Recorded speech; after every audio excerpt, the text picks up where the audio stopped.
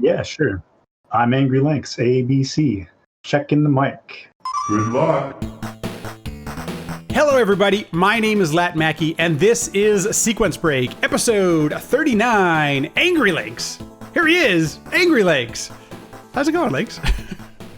I'm good. Thanks for having me. I appreciate it. Hey, man, thanks so much for doing this. I just appreciate it. It's really awesome. It's nice to get a chance to talk some games and stuff like that. I'm super excited because I've probably been watching. Let's see, I started probably watching your stream almost since you've been running Contra, which I guess was it like how long have you been running Contra now? 4 or 5 years?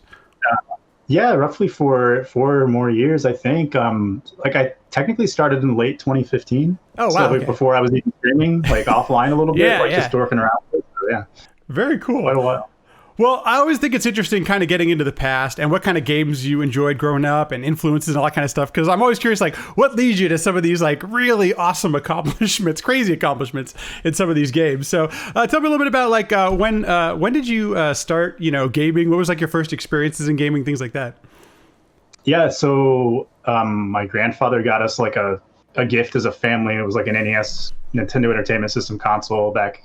I don't know exactly how old I was. I was probably 5. Oh man. So my first gaming experiences were that, SMB1, some Final Fantasy. I don't even remember what all games we had. I remember we got Mario Bros. 3 after a while. There you go. But for games like Contra and Castlevania and Battletoads, which are some of my all-time favorites, my cousins had those games, so I'd go over there and play them there too. So. Were you the type that would try to? Were you able to beat those games as a kid? I still have met very few who were able to beat some of those games as a kid. No, so the only games I beat when I was young were the games that had passwords. Oh, so I beat Final Fantasy and I beat Metroid, but any games where it took continues, I couldn't usually do it. I don't think I even beat SMB1. I think I could get to World 8 and then just struggle to get through it. I'm always curious, from Nintendo's perspective, what was the game testing process back then? Because there was I had the only game that I think I beat 2 games. One of them was SMB3 and the other one was Zelda 2. And I got super lucky. My brothers and I, we just kept getting 1-ups till so we had 80 lives when we went into the final castle. That was the only way I knew how to beat it. But it was really tough to beat games back then. And I'm curious if kids ever tested them, right? Yeah. So, cool. So, is there? So, as far as you continue going through it and stuff like that, when do you? Is there any? Are you playing Contra as a kid? Had you discovered that series at all, or any of the other games that you speedrun later on as an adult? Yeah. Pretty much only played those games at my cousin's house, and then, so as a kid, I didn't really play through the series much. I played Super C a little bit, but I didn't even know the Super Nintendo port existed. I didn't know there was a Sega Genesis Contra. So I didn't end up playing any of those games until I was in my 20s, I started getting looking back into retro games. Because, most people, I went through the progressions of, newer consoles for a while there. So I got into N64, I got into GameCube, and, the things that followed. And it took a while before I came back to Nintendo. So that's kind of crazy to hear. Because, so I was going through your speedrun.com profile and watching a lot of your runs and stuff. And I was really impressed with some of the games that you've taken on. Some of them have some really big leaderboards. One of them right here is Little Mermaid. Was that a game that you played as a kid, or was that is that something you picked up later in life? So I think we only played that game one time renting it, because renting on a weekend, you'd pick up games. And I did love that movie when I was a child. Yeah, totally. My brothers and I, I'm pretty sure, rented it one time and played it, but I don't remember beating it, and I barely remember anything about it. Well, it wasn't really a childhood favorite. I don't know why I got into speedrunning. It just happened. Well, I got to say, it was really a pleasant surprise seeing that you had run the game, because I didn't realize that's a competitive leaderboard. There's over 100 runs on that game. It's crazy. Yeah, it's got quite a leaderboard, and it had quite a bit of competition for a while there too, so it was fun. I got to tell you, so for about a year or so, I've been really watching a lot of Chippendale. Sinister One's been grinding, some of the runs, but a bunch of other people have too. Junkyard Dave, a bunch of people have been playing the game, and I'm curious when you got into that game, because that game's it's such a great run, and I don't know how much time you spent with it, but I saw that you had a couple submissions there too for Chippendale. That's one of the bigger grinds I've done. Obviously Contra's the long haul grind I've done where I've dedicated my time, but Chippendale I put a decent amount of effort into. And I got into it before the whole manipulation was discovered, if you're familiar with that. I've just a little bit. I've heard people talk about it. Yeah, so if you let the game demo play, for whatever reason, it zeroes out the RNG values in the game, and everything's in set patterns. Holy cow. So, I ran the game before that existed and got, the sub 10 time, which was, the coveted time. Right. But now sub 10's, very doable. Because you don't need the spaceship to cooperate. You just know what it's going to do. So it's kind of interesting. Like, now the times have gotten absurdly good, right, compared to where the potential is just, exponentially grown. The optimization and that's, I think, one of the fun things about seeing so many people going at a game is the optimization start happening, and now it really requires some really heavy execution to get the thing to work, to play with you. Yeah, the top times are absurd. They really are. They're crazy. Yeah, and I think it's wild. So you mentioned this, that you got back into gaming. Was there a break in gaming at some point, or did real life take over? Did you find other interests? I'm curious. Was there something that you took a pause in? Yeah, I mean, it's always been in my life, and I've always played games. But when it came to older games, I took a break, and I was, playing like newer generation stuff for a while. So I was playing like Halo with friends, or Fallout by myself, or things like that, or Zelda games. You know what I mean? And just like before streaming, it was very different the way I did it all. So I don't think I ever really took like a break from gaming as a whole. But then I started getting back into the retro stuff, and then that kind of took off. So I got to ask, because if anybody watches your stream or follows you on Twitter, you know that you drum, you skate, you've done all these, like, were all those things part of growing up as well for you, or are these things that you've discovered as you've gone on in life? So gaming and drumming were definitely influenced by my father. He's always been a big gamer. He's always been a drummer. So me and my brothers, the majority of us either are into like both of those things or one or the other. But yeah, so I started playing the drums when I was a little kid. It's been a huge part of my life. And video games, same way. Like I said, I started when I was like 5. Skateboarding, on the other hand, was always kind of in my life, and I didn't take it super seriously when I was young. I remember having like one of those Ninja Turtle old school decks that are a little wider. Yeah. And I would push around when I was a kid, but I didn't get into it until I was a teenager. So like 15 or so was when I really started trying to learn how to do tricks and ollie up curbs and learn how to do that stuff. So that's a little bit later, interestingly enough, for skating, because I know. So I got my first skateboard. God, it was the late 80s, so I must have been like 7 or 8 years old, and it was a Tony Hawk board. And even then, Tony Hawk was around. Like, it's just been the name for like ever, it seems like. But I couldn't do jack. I used it to ride down hills because I could sit on it and I wouldn't hurt myself, So interestingly, you found it a little bit later in life. What is it about skating that has like appealed to you? What did you enjoy about, or what do you still enjoy about skateboarding? Anytime I saw it, I thought it looked exceptionally cool. Like, I was just like, man, like if you saw someone do a trick and the board was flipping and they catch it, there's something about that just like really drew me in immediately. But also it looked like really fun and free. Like people just like hanging out in random places, it's like, it seemed kind of mysterious. It's like, what is this world where like people just sit in a parking lot and like get up every once in a while and do these tricks? And it's like, I don't know, I just liked the idea of it, and I started doing it, and then it just turned into one of those rabbit holes where you just like keep going further down it. And then even to this day, it's all like I go through like cycles with my hobbies, but right now skateboarding's been on my mind a lot lately. It's like what I want to do. Dude, that's so cool to hear, because you described it so well. Like, they're in these places that just didn't look like you were getting to go to these cool places that you weren't supposed to or whatever. And if I may just gush for a second, that's one of the things I thought the game, especially the first couple Tony Hawks, captured so well. It was like these locations that were behind gates or places that fences, places you shouldn't go and skate. And I thought the Tony Hawk games captured that so well. And I wondered if did you ever get a chance to? Because I mean, as a skater, you gotta finding those places. That's gotta be part of the fun as well. Places to. Yeah. I mean, I scour towns. Yeah, my friend and I, when I was learning, we would drive to other small towns because we were tired of the spots we knew about in our towns. You know what I mean? So it's taken me to Barcelona. It's taken me to places like, like I'm just like, I'm gonna go skate at these places that are amazing and like try to find new things. That's part of it. It's like. It's almost kind of like an art in a way, because you get to go on an adventure and search these things out. But then when you find them, it's almost like your skateboard is like a paintbrush and the things around you are a canvas. And you're determining like, okay, this wasn't intended for skateboarding, but I can totally see how my skateboard is going to be applied to it. And I think that's really awesome. Oh, it's so true. I totally agree with you. It's like almost there's art to it, man. Like, I got to tell you, it's one of the things I've also, I guess I'm jealous of seeing skaters, on a bus or on like they can just pop it, they can just hold on to it or put it in their backpack. Like, you can take a skateboard anywhere you want to go. And it's pretty cool that you've gotten a chance to take advantage of that. Go find new places. That's cool that you skate today too. Like I know I'm going with the easy one, but I do follow Tony Hawk on Twitter, and basically all he tweets about is people who think he's Tony Hawk, but he just messes with them, you know. But also like that he finds all these places to skate still, and Tony, he's got to be in his 50s at least. Like he's not a young man, but he can, you know, it's not something that prohibits you from doing it like age like that. I think that's really cool that you can still do that later on in life. Yeah, you can do anything you put your mind to, honestly. So if you don't mind me touching on the drumming thing again too, because I grew up, I was in band in high school and all that kind of stuff. And I'm curious, did you ever pursue it like in any sort of like elementary or middle school or high school, or was it just always something you did for fun? Yeah, so I started out as doing it for fun, but then I got in school band when I was like 10 or so in the 5th grade. And I stayed in it until my sophomore.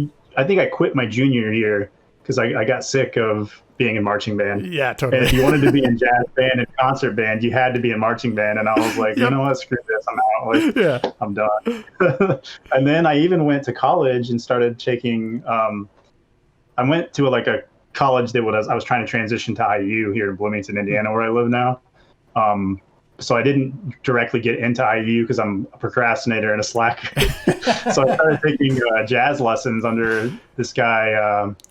I don't know why I can't think of his name. He's more known for hand drumming, but he's a good jazz drummer too. But at IUPUI, he was going to try to help me segue. And then I decided I hated that and I quit school. So for a brief moment, it seemed I was going to try to do something with drumming as a career. And then I was like, nah, it's not for me. You know, but I think that's one of the challenging things, at least in my experience when I went through the arts, because my first year in college, I took a music class too. And once again, it felt like school as opposed to like getting to do something creative and artful. Mm-hmm. And I think if that's the side of your brain that you like expressing, school can be a real challenge in that. Like there are some limitations, you know, that school brings, and it's no fault of the professor and like that. It's the system that's set up. It's a little bit challenging. So I definitely don't fault you for having that experience. So yeah, I think I'm a bit of a natural contrarian, so I don't do well in academic environments. But isn't that great about drumming though? That's something just like skating. Like you can do that on your own. There's no gatekeeper there. Even if you didn't have a drum set or anything like that, you could start with a pair of sticks and a pad, or a pair of sticks and a pillow for all. You know, it's like one of those things you can pursue without having somebody gatekeep it. You know. Yeah. Well, very cool then. So, okay, let's get into the speedrunning thing then. When was the first time you saw a speed? Like, what was the thing that hooked you into speedrunning? So it was pretty early on, actually. It was probably like 2004, maybe. I don't know if you saw this, but do you remember there was like an SMB3 task video that became really popular on the internet? Crazy. I was in college, so at that time, that's like the perfect time to see something like that. Right. Yeah. So that was right after I quit college and moved out of my house, like my parents' house. And I saw that video, and I had Mario All-Stars on the Super Nintendo at the time. So I was like, I'm going to learn how to do this. And I started messing with it. And like, you know, it's not exactly the same as SMB3 because there's like the slight graphical differences, but I routed every single stage in Mario 3 All-Stars with Small Mario in 2004. Wow. Yeah. Dude, that's kind of crazy because Mitch's first runs of SMB3 were all as small. Like that was his kind of strat, like getting power-ups was slow and stuff like that. So that's freaking fascinating. That was actually that had to have been hard. Did you ever finish a run like that? No. So it was never where I would like think about doing a full run or anything like that. I just liked the idea of routing and trying to get every stage optimized. So I would just play a stage. What I would do is I would go to like the stages where you could rack up lives, and I would get my lives up to 99, and I would just like have the save files on different games and different worlds. And then I would just play the stages over and over again. So I just never put together a run. I never tried to record any of it. I just simply liked routing and trying to figure out the fastest way to beat every stage and doing it over and over again. That's a smart move though to use All-Stars because it has a save feature. Like I didn't even think of that. Yeah, that's you didn't have that on the NES. So yeah. I also got to commend, like, it makes so much sense with the SMB3 thing. One, basically anybody like our age in the 30s was like, that was you. If you were on the internet in 2004, that's you probably, and you were into gaming, you probably saw that. But also, SMB3 was my first speed run, and it's super fun to do those speed strats, or to route that thing and to play those levels with the P speed and everything like that. So I can totally see getting hooked on it from that, even that, that early on. So how does There's something about that P sound, that racking up and you're getting it and holding it? I don't know why. Oh no, it's probably like it's addicting. It's a psychological thing. Who the hell knows, right? Yeah. So how did that? So when does that lead into more attempts at different games, or I'm curious where it goes from there? So it didn't really, like, strangely enough, that I kind of just did that for a while. I don't know what period of time I kept doing that. It was probably for months on end, and then I just started getting back into playing other games. I remember I started playing Smash TV casually a bunch on the Super Nintendo after that, and got hooked on that for months. And then I found SDA later on, started seeing like, oh, cool, there's like people that do this actually. Like, it's not just like this task type thing. There's actually human beings performing these. And I fell in love with Frezzy's SMB3 run and his Contra 1017. But I still didn't dive into it. It took me a long time. Like I said, I didn't really start speedrunning. Contra and Ninja Gaiden were the two games I started with. And that was late 2015, like winter of 2015. So... Okay, so that's super interesting because, so I didn't really find games done quick and stuff like that till about 2014. I didn't find speedrunning legitimate, or I shouldn't say legitimately, more into it. I wasn't more into it until about 14. And something that keeps like almost every guest that was into that knew about speedrunning like around your time, like started maybe the mid or the late 2010, the aughts. I mean, that comes up a lot is the TAS and then Frezzy Man. Frezzy Man comes up a lot, and I'm curious. It was maybe because he was on the forums, like he was putting his stuff out there, and maybe it was the games he was playing. But Frezzy Man just seems like that influence seems to be there for quite a few speedrunners. I mean, what was it like when you're seeing his videos? What was it about those videos that inspired you or captured your imagination? Well, I loved Super Mario Bros. 3 when I was a kid. I mean, it's like probably the biggest nostalgia game for me out there. Even though I've never tried to like actually speedrun it, I'll always have like a special place for that game. It just like reminds me of being a kid and my brother and I playing that game, and like I love it. But so I think that's the biggest reason, honestly. It's like, oh, this dude played the game that I love so much. But then also Contra was a game from my childhood. And then I saw the way he was playing it, and I was just like, what? Like, you can do this with Contra too? Oh my god. Like, I thought like Mario 3 it made sense because the P meter was there. Right. And it's like you kind of understood like the game wants you to do this. But Contra, it was like he was manipulating like the spread bullets and everything was like dying super instantaneously, and I was like, I would have never imagined. So that really blew me away. So that's super interesting. So how do you dive into Contra? I mean, is it something where you just start trying to play the game differently, or like, I mean, what's the process of like trying to pick up a Contra speedrun, especially in 2015 or 14, whenever you said you first tried? Well, so I didn't even have a computer at that time. I bought a computer just so I could stream. I was way behind on technology. I still am. I don't know what I'm doing, but so I had a VCR and a VHS tape setup thing going on. And I was just like, I don't have save states. I don't have any way to practice this other than just putting it in the NES and playing over and over again. And I was just like, my only goal is to get a deathless run where it was kind of like a speed run. And I used his strats from his 1017 in 2015. Or like maybe some other people had some times up on the board too, but I used a lot of his strats. And so my first run was like barely slower than 11 minutes, I think. So... But I just learned it through like sheer trial and error, Just I was gonna say, trying to copy. Using his strats, that's just like seeing what he did and trying to emulate it, right? That doesn't really know the technical aspects of like what he's doing with the inputs and everything. Right. I had no clue what I was doing. So So I mean, so that's an interesting process then. So are you getting better then by just trying things, or did anybody start sharing strats or tutorials? Like, I'm curious how some of those techniques and some of those strats came about. So eventually I started streaming, and then that's when I started learning more because I realized there was communities for this, and I was like, oh, well, if I start streaming it, then maybe some people can actually talk to me about this, and maybe I can find some like-minded folks. And sure enough, people did start to trickle in. But I didn't start with Contra online. I started with Ninja Gaiden 2. Oh. Because I got a Contra run and a Ninja Gaiden run I was happy with offline before I started streaming, and submitted those to speedrun.com with my VHS tapes. But yeah, so people started popping in, and then eventually, like, I think the first people that started helping me with Contra were like Super Pitfro and White Hat and Rot Dog and Toad. They started coming around and started giving me pointers and saying, you can do these things. And then just kind of took off from there. It's like once people started giving me ideas and planting seeds in my head for ways I could improve and like strats to use, then it started becoming something where I was like, okay, this is really cool. Like, I'm going to like keep hanging out with these people and learning from them. So it was awesome. I'm really fortunate because, as I mentioned, I've probably watched your stream for 3 years now. And while you do talk about how you do certain things in the game, it's still challenging to understand it because you just see the guy doing what he does. You just see the character doing what he does on the screen. And I got to give a huge shout out to Summoning Salt for this video that he put together about the progression of the world record PBs. But like the thing about it was you started describing some of the strats, and it really shed some light on some crazy things that's going on during the run that just isn't always easy to do, especially when you're in the grind. Like when you're in the grind, you want to do as best as you can, you know? So I'm curious, one of the really interesting things that really was highlighted about the video was the spread rhythm, and especially in the base stages. And is that something that you were aware of early on? Like when do you discover some of those rhythms that need to happen in the game to run at the highest levels, to run at the fastest speeds?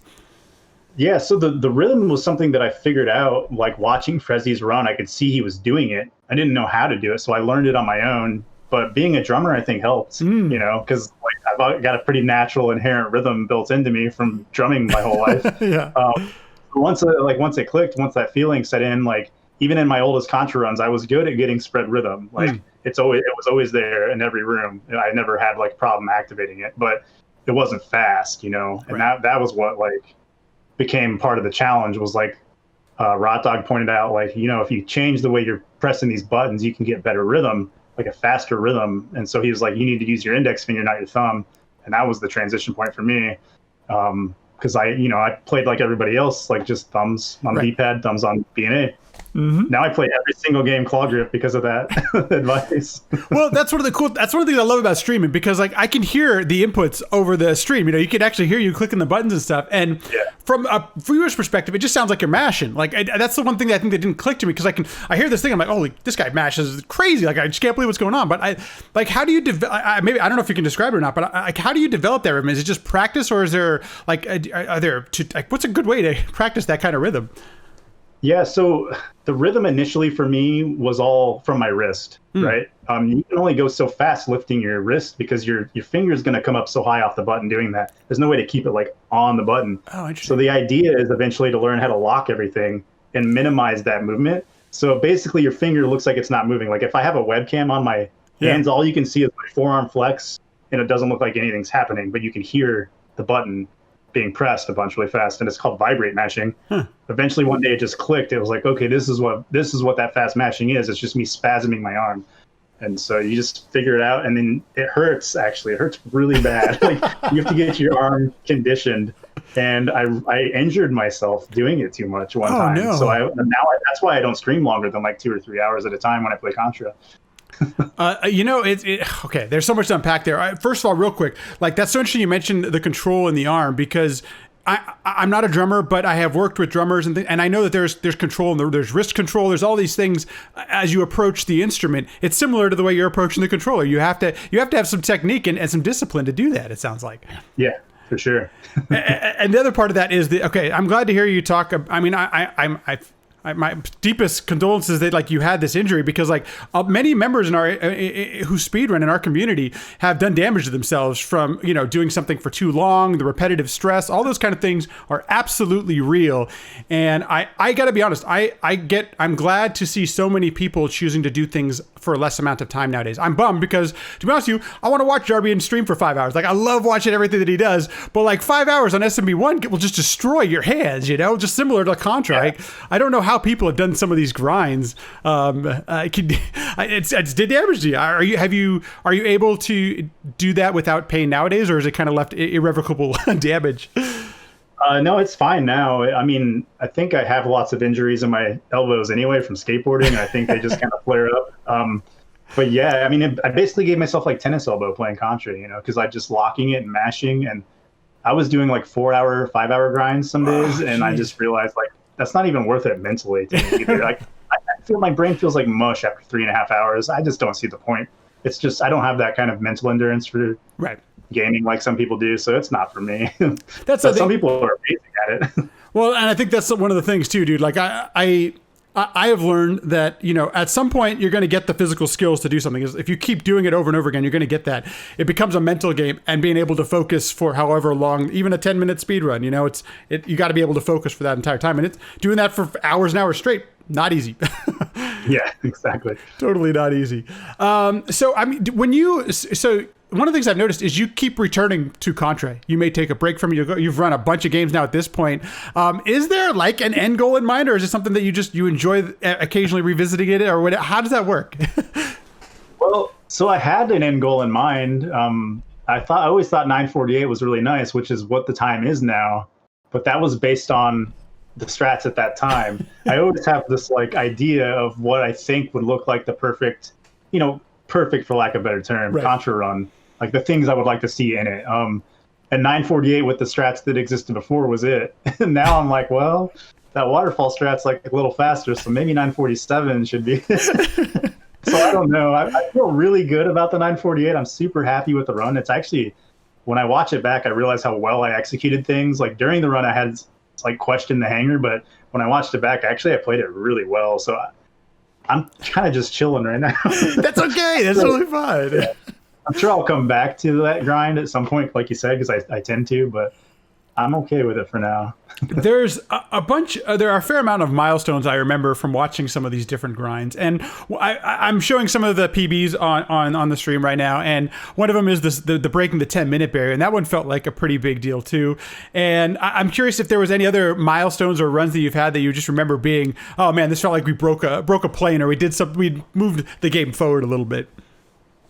With Contra, when I got a 954, that was when I finally believed I could get the record, because I still doubted it up until 955. Oh my god! I was like, it's like DK's run is too good, and there's no way I'm ever going to beat it. And then when I hit 954 and saw what the run was like when I was thinking back to the time losses, I was like, shit, I can totally do this. So now I got to try. I just kept going because I liked playing the game, but it was never from that intent of getting the record up until that point. So.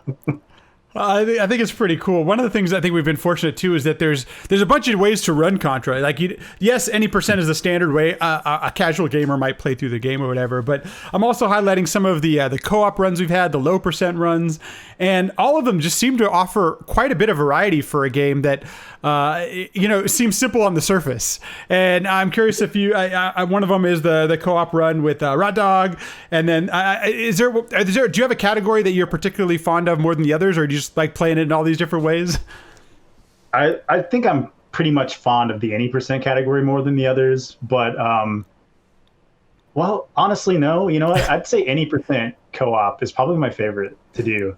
It's just a shame, because doing it in the low percent with Rot Dog and 80% with TMR, it's like we got to wait for SGDQ or AGDQ or something. You get a week, and you got to determine how much of your time you want to spend on that grind versus hanging out with everybody. Yes. So it's interesting, but so I think co-op 80% was my favorite grind with TMR. That was just really fun, and we were both super passionate about it. That first week we did it in 2017, I think it was, or whatever. But what's the grind like? Grind shorter. What's the grind like? How much time are you spending in the practice rooms, actually going at it? We spent a lot that first time in 2017. Yeah, it was our focal point. And I remember people kept coming up to TMR because he's so popular and asking him questions, and he was like, trying to get a record, Can you give us just a second? Pretty funny.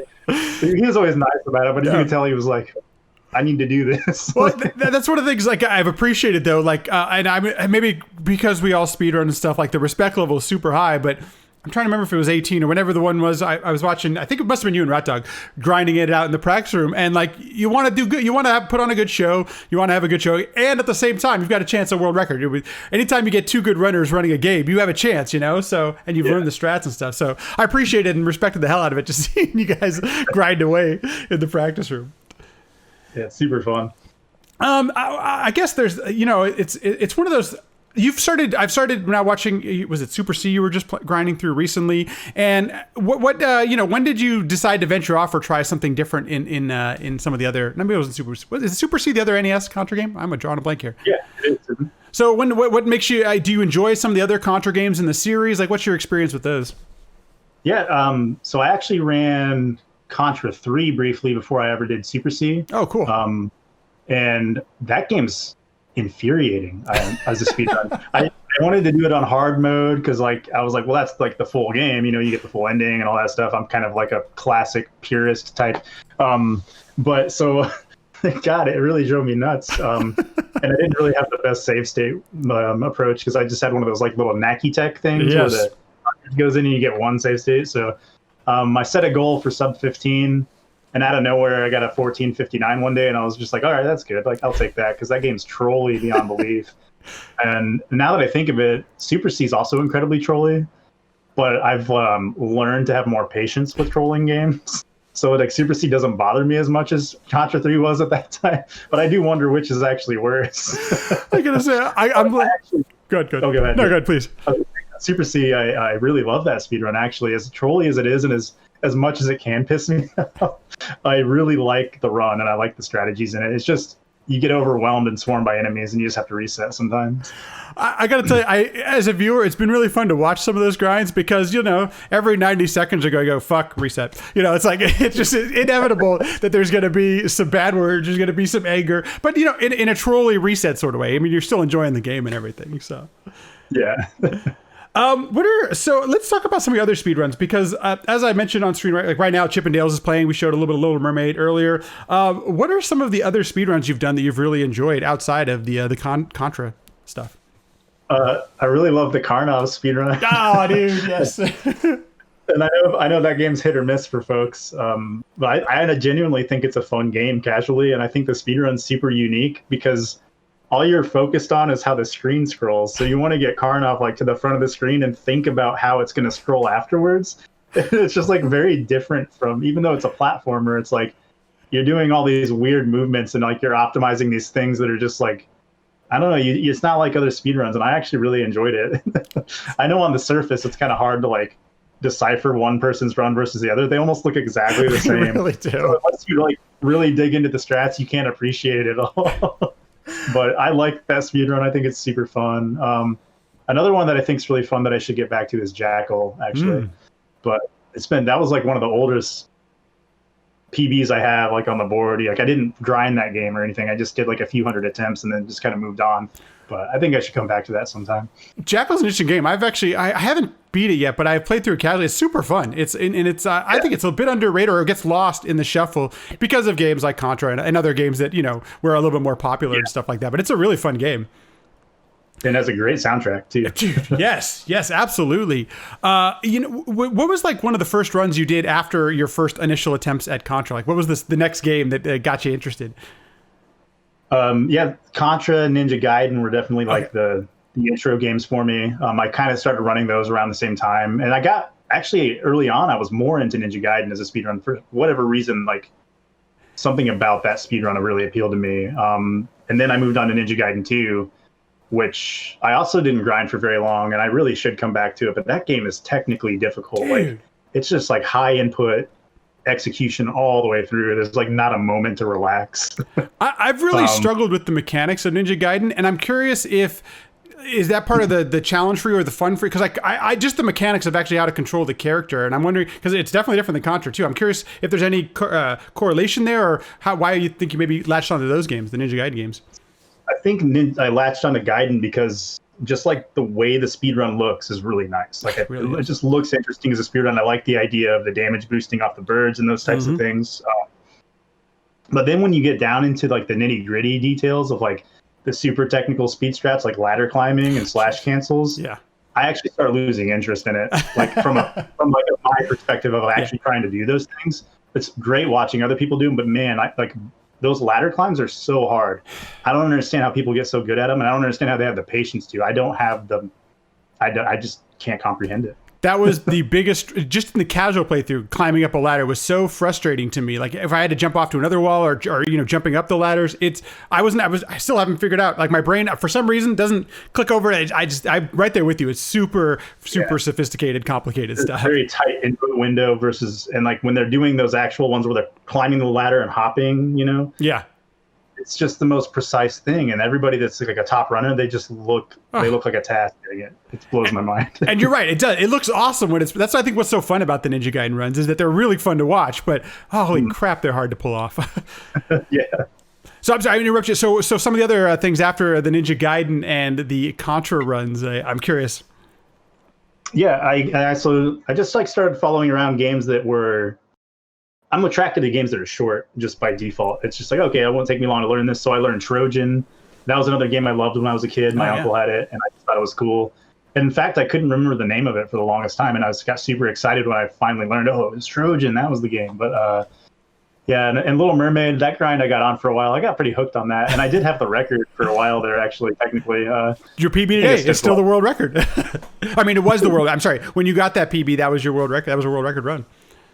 So yeah, the 650. And then I beat the 650 2 times with like 649s, but I could never, I don't know. That game's frustrating too. It's like a lottery, it's like a slot machine. Like you just hope you get good luck and execute. But yeah, I'm trying to draw on a blank on other games I've ran though. Mostly just NES stuff, but yeah. It seems like it's NES. I mean, if you don't mind me asking, do you own any other consoles, or do you enjoy gaming on any other consoles, modern or otherwise? I have tons of consoles. Yeah, I mean, I collect video games. I have a pretty big collection, honestly. Like, I have a Sega Genesis. I have a Dreamcast. I've got a Wii. I've got a Famicom. I got a TurboGrafx 16 recently.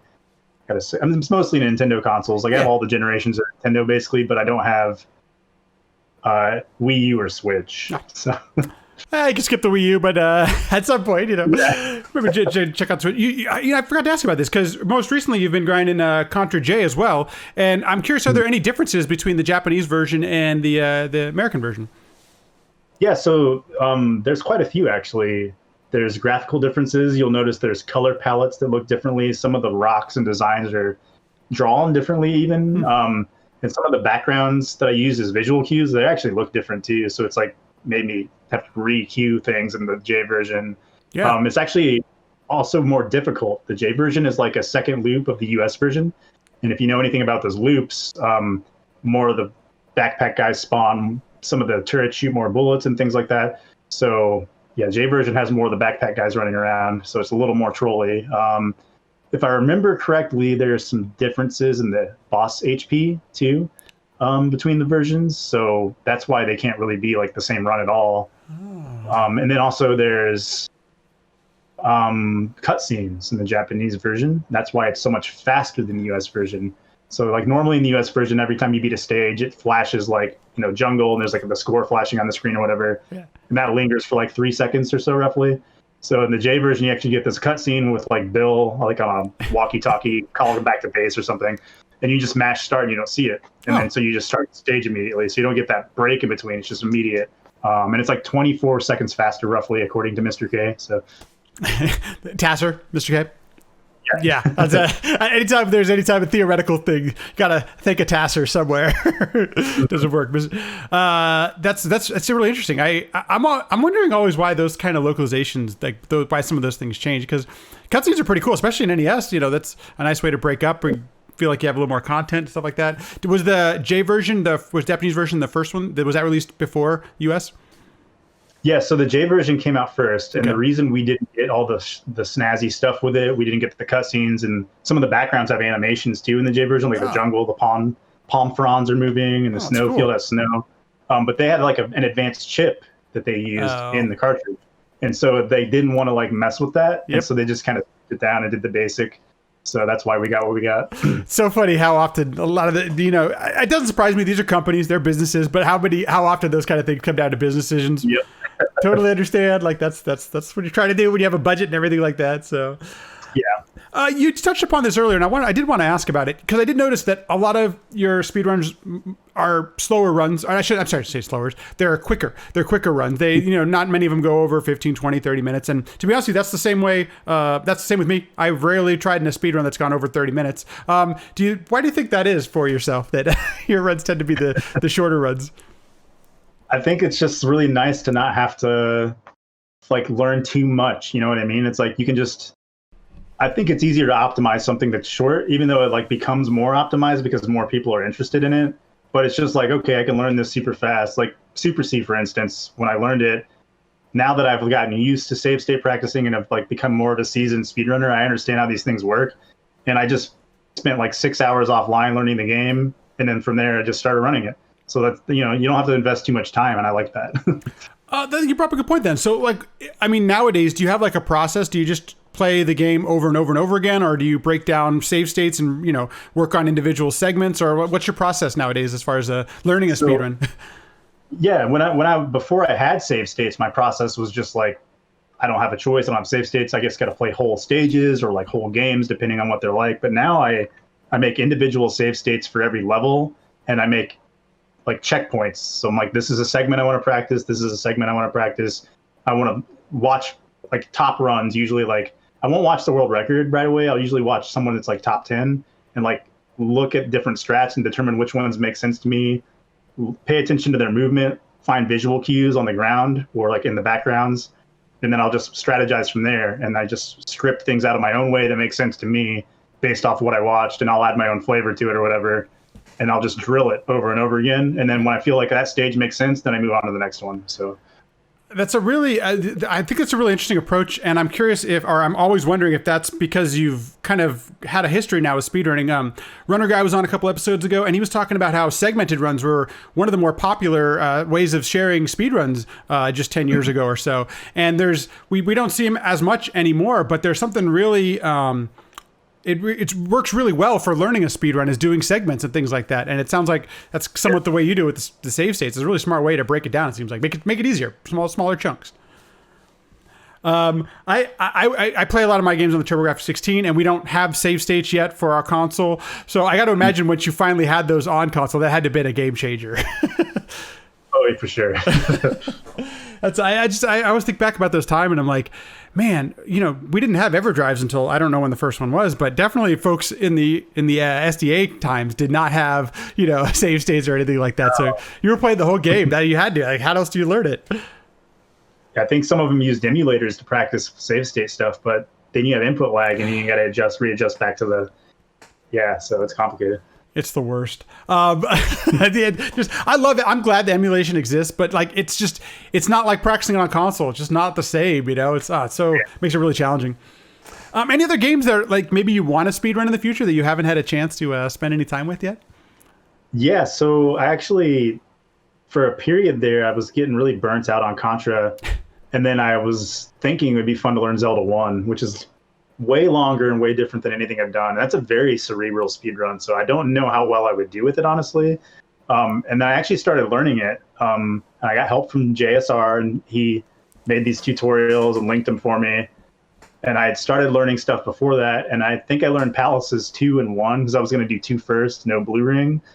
But then I just fell off of speedrunning, just flat out. Was like, I need a break from this. Like, I can't handle speedrunning right now. I'm just stressed out from work. I'm just in a funk. So I just I have not come back to it since. And then the summoning Salt thing happened. Salt reached out to me, and I was like, well, definitely not playing Zelda now. I'm going to be playing Contra again. So if you don't mind me asking about that, because Salt's been on the podcast, and I just the fact that there are these communities that have the history and know the history, and sometimes we don't think about to put this together and put it in a way that he packages it, and I am such a huge fan of his storytelling. Can you talk a little bit about the community and how the Contra community has shared ideas and captures some of that? Like, what was it like, the process of putting that thing together? That video was he reached out to me and told me I think it's time to do Contra, and I got super excited. And he was just like, I'm going to come to you with questions a lot if you don't mind answering. I was like, yeah, sure. So he mostly just asked me about strategies, and he would have me watch the old runs with him, like the first Contra runs, like that Matt Turk run or T-Mont's old run. And so we would have a live video feed together, and we'd pause it, and I would explain why this happened or that happened or what I thought this person was trying to do. Yeah. But a lot of times he'd reach out to those old runners and talk to them. So I know he talked to Matt Turk personally. It's crazy. I know he talked to Zallard personally.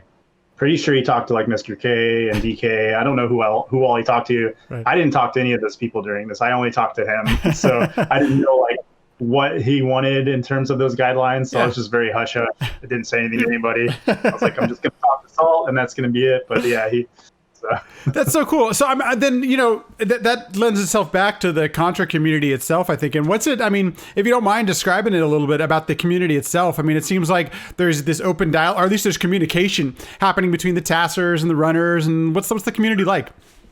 Yeah, the community is great. It existed well before I got into speedrunning, and there was all the kind of the old school STA type runners like Mr. K that just did so much groundbreaking work. Obviously, Frezzy, just taking the game places nobody expected. But so those guys, you know, I do talk to Mr. K sometimes now, which is really cool. Like, but it was interesting to me that like they always seem so like legendary to me, and it's like, whoa, I just like talk to these guys now. But when I really started running the game, like, you know, Toad was like one of the top runners in TMR, and actually the person that gave me the most advice and helped me the most with Contra was TMR.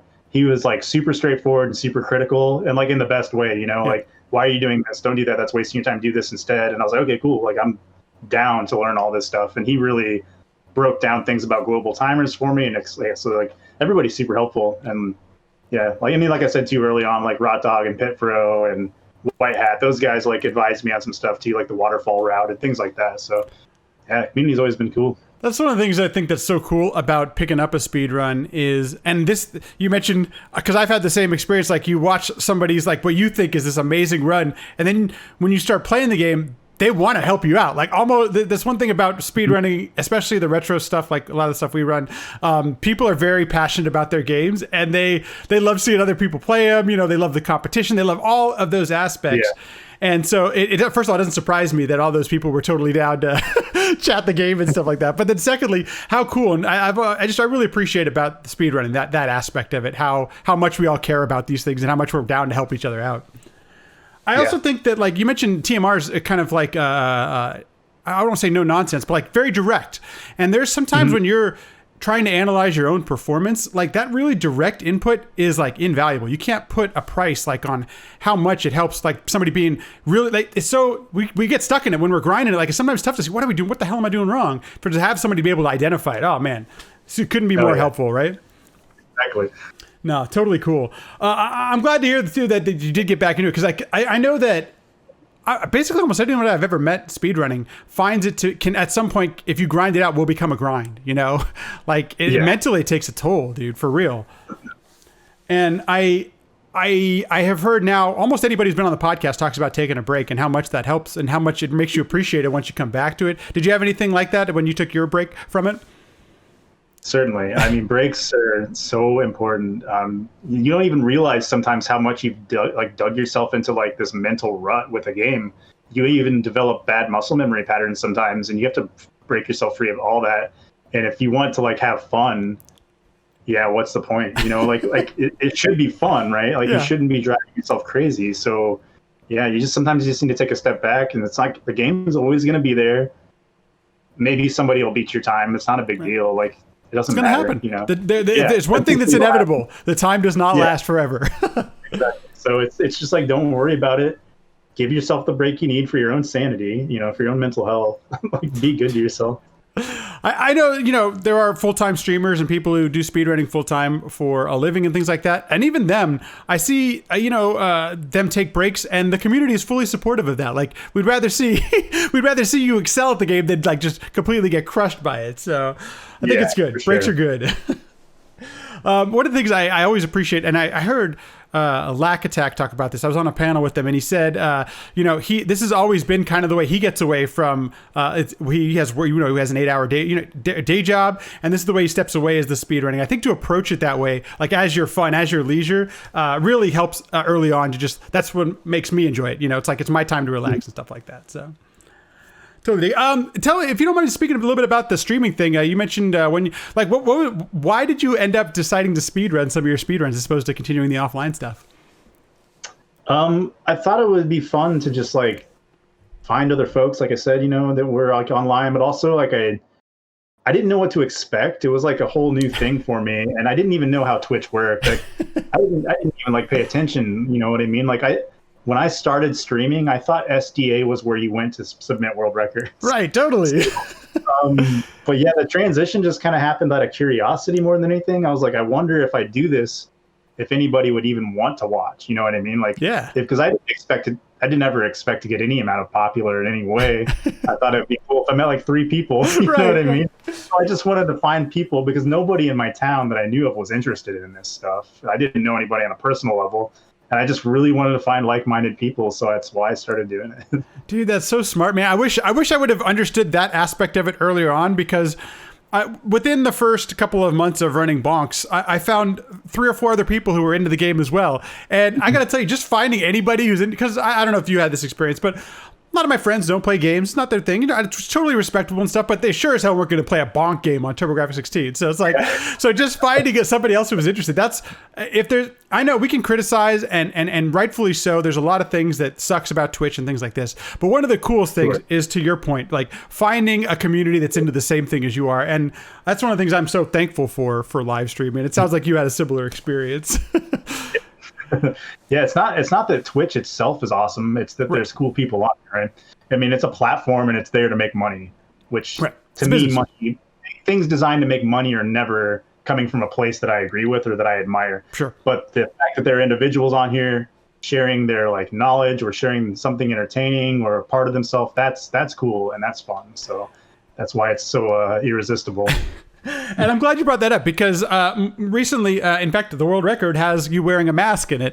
And I know it's one of those things that gets brought up on your stream. Why, something like that, as simple as wearing a mask. First of all, why are you doing it? And then secondly, why is that important to you? Yeah, so, like I was telling you offline earlier, like the pandemic, when it first hit, I didn't realize the weight of it. And I didn't take it as seriously as I should have. And then there was a lot of misdirection about the masks early on that caused people to not wear them. I remember when I was first around, I was telling people, oh, yeah, you don't got to wear the mask. It's not a big deal. Thanks, Aaron. Right. I see her popping in the mask and chat.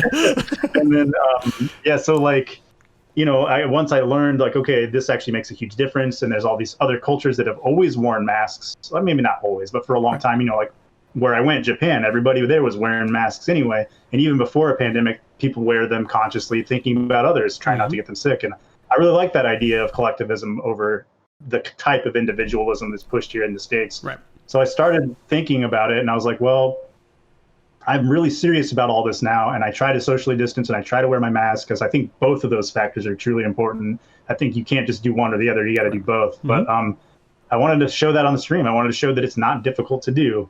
Like I wear a mask all day at work at the hospital where I work, and I wear it 8 or 9 hours a day, and I'm up and down 4 flights of stairs all day, sweating my ass off. I have a history of asthma, and it's not hard for me to breathe in this damn mask. So, like, if you want to act like it's hard to breathe in it, like, come do my job for a day with me, and you'll realize it's not. So I started thinking I can just wear it on stream too and advocate for that idea. And I knew it was going to come with that, like, double-edged sword. Some people are going to be like, oh, thank you for doing this, and others are going to be like, you're an idiot. Yeah, right. You're like a sheep or whatever. Right. And I just tackle those situations as they come, so it's fine. Like I don't care. That's one of the nice things about getting older too. Like I'm gonna do what I'm gonna do. I think this is important. I'm glad you do it because I couldn't agree with you more. And I understand why certain streamers do this, but some streamers try not to bring up, politics or things that are conflicting in their chat. And one thing I've respected the hell out of your stream is being able to talk about some of these things that others might find uncomfortable. But I think, to your point, like the mask thing, like just normalizing some of these activities, like this is such an easy, basic way that we can normalize something. I really appreciate and I respect and thank you for doing something like this because this is the way that it becomes normal. So, hey, thinking about others is something that shouldn't have to be normalized, but whatever, we live in the States. So it's like, it's just one of these things where it's like, damn, it's like, this is how, it's important to think of others. And I thank you for doing it, dude. Thank you. So is there any plans, I got to ask the $1 million question. Do you plan on keep grinding Contra? Is this it? Is there any more milestones you'd like to hit? I think 947 is possible. I think 946 is technically possible for me, but I don't know how hard I want to push it.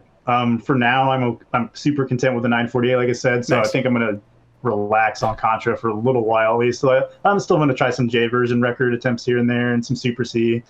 But yeah, I don't know. I don't know where the road ends with Contra. It's like every time I think I'm getting close to finishing is like something new happens or I get sucked back in. So I don't want to make like a promise because I feel like I'm a liar.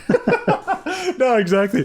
Hey, this is a random question. I noticed you talked about how you had transitioned from thumbs to fingers when playing Contra. Do you play other NES game going back? I mean, when you're playing other NES games, do you go back to thumbs or are you using index fingers? Like, has that changed the way you approach gaming at all?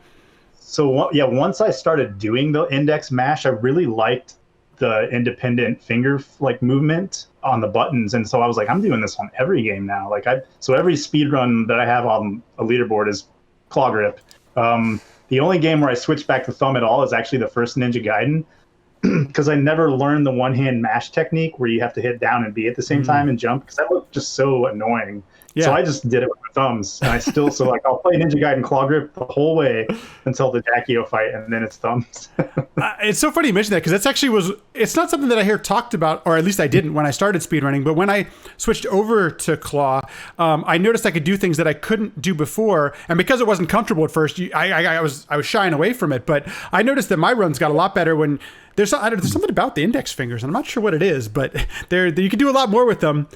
One of the ones I remember seeing that kind of blew my mind was watching Kirua. He's a SMB3 runner, and he had all the records in all the categories for a little bit, and he was playing with his index finger, and I couldn't see it until I saw him at a GDQ or whatever, see how he did it, and I was like, how the hell is he playing that way? And then you start trying to like, wait a minute, there's some really nice things you could do in this type of grip. So yeah. Another random question, your drumming stuff. You've done drum streams and stuff. Is there a type of music that you like more than others, or that you try to play, or what's kind of some of your drumming influences in some of the stuff you've played?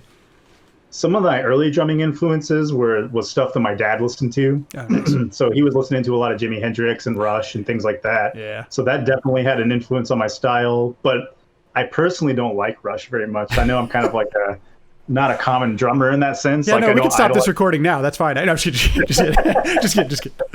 I don't idolize Neil Peart in the same way most people do. I think he's kind of robotic. I think his style is kind of boring. He's really fucking good, and I can't play like half the shit he plays. But there's something about it I don't like. But I got really into Jimmy Chamberlain from the Smashing Pumpkins when I was younger. Yeah. And so he influenced my drumming a lot. I got into Tool for a while. That's another band I can't even listen to anymore. It's funny the way you get in and out of things. And yeah, the music I listen to now, like a lot of it's not even drum heavy stuff. So the things that have influenced my drumming, like, I don't know what they could be. Like, they could be something random, you know? It's just like certain sounds and feels are good enough to like make me have an idea how I would want to drum to it. So that's kind of like, I can take inspiration from a lot of aspects. But you've played a lot of video game music on drums that, you know, obviously didn't have a live drum set player where they were recording, you know, write those out. Is there something, what do you like about the video, like playing along to, you know, a video game soundtrack? Video game music is honestly some of my favorite music in the world. Like and even just beyond it being like nostalgic for me, I just love synthesizer sounds, and I love the way it's written, because a lot of it's really unconventional sounding. You know, there's certain influences from certain composers. Excuse me, something got in my throat. Like you know, the Fallen Bros are very like into prog rock, you can tell, but like what's his name? I can't think of it right now. Is it Hip Tanaka, the guy that did Metroid? Yes, is it Hip Tanaka? I think I know you're talking about. I can't remember his name. Sorry. He's like into reggae. Like, it's like all these influences come through, and I've noticed that like people think of video game music and they immediately go metal in their head, but it's like really it never is. Like, video game music's not very metal. It very rarely is. It's all these other cool genres, and it's presented in a way that's not conventional to those genres, and that's what I like about it. It's like these composers really go all in and like write something from their heart and pour their soul into it, and it's this like beautiful sounding thing to me. And I always thought it was cool to like try to add to it with the drums. I thought that was fun. You know, it's just like, I love these songs, but I can like add a little flavor to them because they were so limited at the time. I don't know. Something about it is creative and fun for me. It really is. And it comes across on stream when you've done it on stream, or some of the stuff you post on Twitter, because it's really fun and awesome. I mentioned, you know, George was in the chat, and he does chiptune music. And when I was prepping for his episode, he was on the podcast early on. That was just about I know this sounds crazy. I know this is really crazy, but I didn't really start listening to video game stuff with my headphones on until like a year or two ago. Actually, must have been, a little over a year ago. And just being able to hear all the things that composers with such a limited palette put into those soundtracks, especially in NES and those early 8-bit eras, it was mind-blowing to me. And there was just something, if you can, I know sometimes people have sensitivity to sound and stuff like that, but if you can just have some headphones on, or play it where you have a good sound system that really just, where the music just like totally encapsulates you, there's something special to it. And I see you've got the headphones on when you're drumming and stuff, and I got to imagine that's like zen. There's got to be some zen to it. Oh, yeah. But really appreciating what the composers did with those. There's such a limited equipment that they had. So, You ever thought about doing any of that stuff yourself? Maybe, laying down a track? I mean, have you ever done any recordings of yourself or anything like that? I've like started to learn a little piano, and I was interested in maybe trying to do that. And in the past, I used to compose songs on like this thing that was called like Jazz MIDIware. I still have a cassette tape of recordings of some of those songs actually, but yeah, I mean, I've messed with it, but I'm not very good at it. I don't know what I'm doing. Totally. And it seems kind of daunting to me. I would need like pretty strict instruction from somebody who knows what they're doing first to help me out, probably. Oh, that's so cool. No, that's awesome, man. I really dig it. And I'm glad you continue to do it, because I know it's having a set and everything, and depending on if you have neighbors or if you share walls or anything like that, playing drums is not an easy instrument to have in a house. It's not. So, well, very cool, man. I appreciate you so much for taking the time. There's just you've done the grind for Contra has just been really a lot of fun to watch, and all the other games you play and stuff. And I'm really thankful you took the time to spend and talk about this and spend some stuff. I'm looking forward to whatever you decide to play next, whether it's casual or a speed run. Did you ever stream any casual runs? I'm trying to think if I've watched you play through anything casually. I'll do it on occasion. Like if I get burnt out on speedrunning and I guess especially in the moment, if I'm playing a game and I'm just sick of its shit, sometimes I'm like, all right, I'm gonna play Battletoads, or I'm gonna play Link to the Past or something. I don't know. I'll just mess around. So. Oh, dude, I totally forgot to ask this. Okay, have you played any skating games, any skateboarding games, and which ones do you like? Oh, so like Pro Skater, the first one. Pro Skater, yeah. That helped get me into skateboarding for sure. I was already kind of skateboarding when that game came out, but then that really got me like hooked. And then yeah, I played the hell out of that series. Like, I think Pro Skater 4 was my favorite one on the GameCube. I don't own it anymore, sadly. Oh, no. And then I also got way into the EA skate games, and those are more like, more realistic. They're still not realistic. Right. It's a video game, but that's what's fun about it. But yeah, I love those games. And then I need to play that Skater XL game that came out. I haven't played it yet, but it looks fun. I think it's pretty cool that we have all these options for this, and especially seeing others pick up the slack where maybe if you were a Tony Hawk person, their last few releases maybe didn't do it for you, so you had Skate and other games that were just really quality stuff and really interesting, different gameplay. Like they made it different, so I totally dig it. Where can people find you if they're all interested in watching any of your stuff? Where's your little corner of the internet? Yeah, just same moniker for everything, just angrylanks on Twitch and YouTube, and for gaming content, like mostly Twitter, aside from that. So that's where you'll find all the videos and stuff too. If you're not if you don't want to say anything about it, I totally fine. But is there any origin to your screen name? Oh yeah, sure. So like my friend, it's basically just like an old nickname he gave me because I've always been pretty tall and skinny, and then like I get pretty angry skateboarding. So like if you want to see me rage, skateboarding does it more than anything else. Have you ever broke any boards? Have you broken any decks? Yeah, I've stomped some boards, I've smashed them. Like, yeah, it's bad. Like, it's really something I need to work on, honestly. Like, I feel like I've gotten a lot better about it with streaming, and I don't get as tilted playing games as I used to, which is good. I think it's healthy to grow and not be a child. But skateboarding, you're falling and you're hitting the ground and you're trying your hardest to get a trick, and something about it, it's just cathartic to slam your board down and stomp it in half sometimes. I mean, it's not something I want to do all the time, but if my board's already pretty thrashed, I'm like, fuck it, I'm just going to break it, because if I keep skating, I'm just going to get more angry, so I'm just going to put an end to this. Well, thanks for taking the time and sharing some stories and history. I appreciate it, and thank you so much for being here and doing this. Yeah, thanks for having me on. I really do appreciate it. Thanks, everyone, for listening and watching. If you're enjoying the podcast, subscribe, leave a review. All those things go a long way to helping out the podcast. If you'd like to continue the conversation, I'm on Twitter @LatMackey, or you can also join the LatMackey Discord, where we have a sequence break channel. We talk about guests, we have questions. It's really interactive, really fun. Please feel free to stop on by. Thanks so much. See you in the next one.